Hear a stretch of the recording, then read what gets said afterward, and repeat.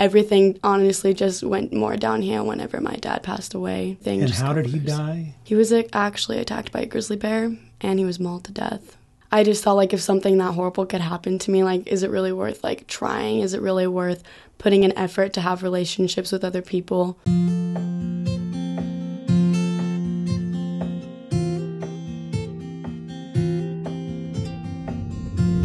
Kirsten, when you and I first met, it was late at night. You were emotional and a mess. Yeah. When we first met each other, you started cussing me up one side and down the other. My wife was with me. She tried to talk. You told her to shut. It was... And I sat there and I kept looking at you going, okay, something's going on. Something's happening with her. Tell me what was going on before you got to Heartlight and once you got here.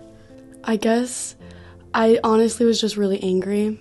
Just like at my mom, I was angry at the situation I was in. And when I got to Heartlight, I was angry that my mom had to take such like drastic measures and send me away to go that far. So I think just like everything had built up. I was just so angry. I didn't want to be there. And like having someone I didn't know talk to me and try to tell me it's going to be okay. I was like, no, it's not going to be okay. Yeah. My life is ruined.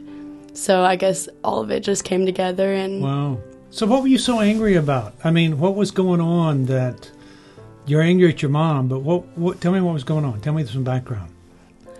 I feel like it was a lot of different things coming together at the same time. Like, I was being disrespectful to my mom. I was hanging out with the wrong crowd. I was doing drugs. I was just kind of doing it all, I guess. Wow. I wasn't listening to authority. So I think that was, like, the biggest thing. She just wanted me to respect her, and I couldn't respect her. Wow. And you mentioned your mom. Tell me about your dad. My dad passed away 2 years ago. He was a huge part of my life, and everything honestly just went more downhill whenever my dad passed away. Yeah. Everything. And how did he die?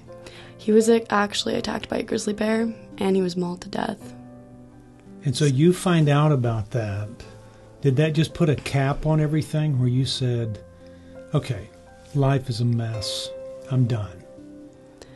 Honestly, I think that was what I was thinking, and I just felt like if something that horrible could happen to me, like, is it really worth trying? Is it really worth putting an effort to have relationships with other people? So I just kind of stopped living life, I guess, and stopped trying. Wow. Do you think you would have come to Heartlight even if your dad had not died? I feel like I would have, because there were problems before my dad died. I always have had a disrespect problem. I've always kind of just went against anything my parents wanted me to do. But I think that it wouldn't have gone so downhill so fast if that had not occurred. So your dad's death just kind of accelerated everything. Yeah, it just made me kind of just go off the deep end, I feel like. Wow. And so your mom's dealing with that too. Yeah.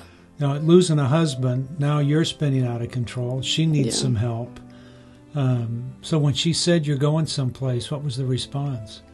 I didn't really believe her. I thought she was just making it up, and I was like, you're not going to send me away. Wow. I know you're not going to do it. Because honestly, my mom doesn't really stick to what she says she's going to do, so I really just didn't believe her. And so when did you realize that, okay, this is really happening? Whenever I was pulling up and I saw the Heartlight sign, it said Heartlight Ministries. I was like, what the heck? Because what my mom had told me was it was a boarding school, and she's like, you're just going to a boarding school. It's going to be a little different than most boarding schools. And I was like, okay. And then I talked to Melissa, and she was asking me what drugs have you done? What are you suicidal? Have you cut anything recently? And I was just like, this is not a normal boarding school. Wow. And after she took my phone, honestly, that really made me upset. And I was like, I can't have my phone here. What is this? Wow. Okay. So that was 7 months ago? Yeah. 8 months ago? 7 months. Yeah. And so what's changed? I mean, you're not the same person you were when you first got here. You're one of my favorite people on campus, and I can't wait to see you. And yet, when we first met, you cussed me up one side and down the other, and but something's changed in you. What has that been? Honestly, I've just realized that like the way I treat people was like not okay, and the way I talk to authority is not okay. And I think a lot of it was just my grief, because I never really processed my dad's death, and I really just was angry because I didn't want to. And I think that really affected the ways I just treated people and talked to people, and like the behaviors I had, just like rebelling against my mom. You know, I called you and this other young lady the two little Barbie dolls. Do you think you just had that Barbie doll mentality that I can do anything I want, nobody's going to tell me what to do, and kind of a screw you kind of deal?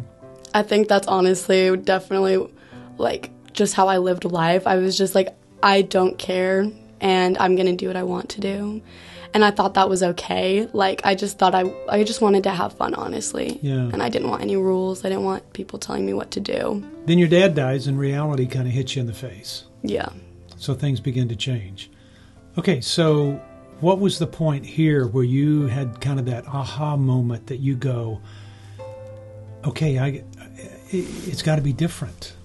I can't keep doing this. I got to quit fighting all the time. Honestly, I think that was about 3 months into this program, because for the first 2 months I was off doing whatever I wanted. I ran twice. I just was racking up hours. I was doing whatever the hell I wanted to do. And I just had this, like, there was like this week that I realized, like, okay, obviously what I'm doing is not getting me anywhere, and I want to change, because honestly, like, I didn't even like who I was. Like, I didn't even like myself. Wow.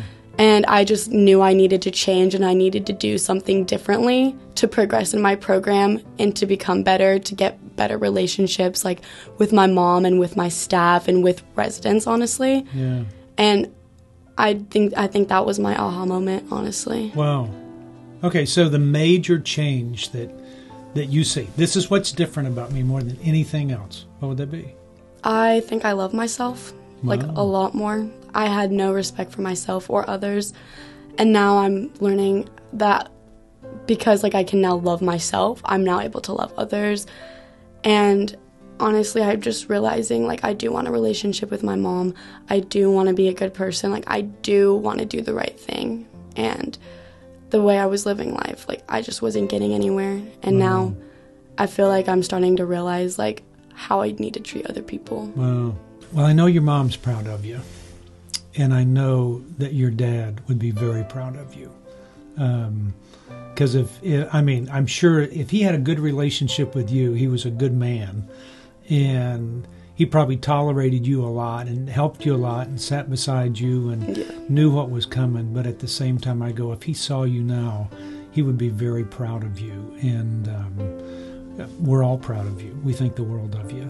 So thanks for coming in and sharing your story. I mean, yes, that's cool. Thank you. That's cool. You bet.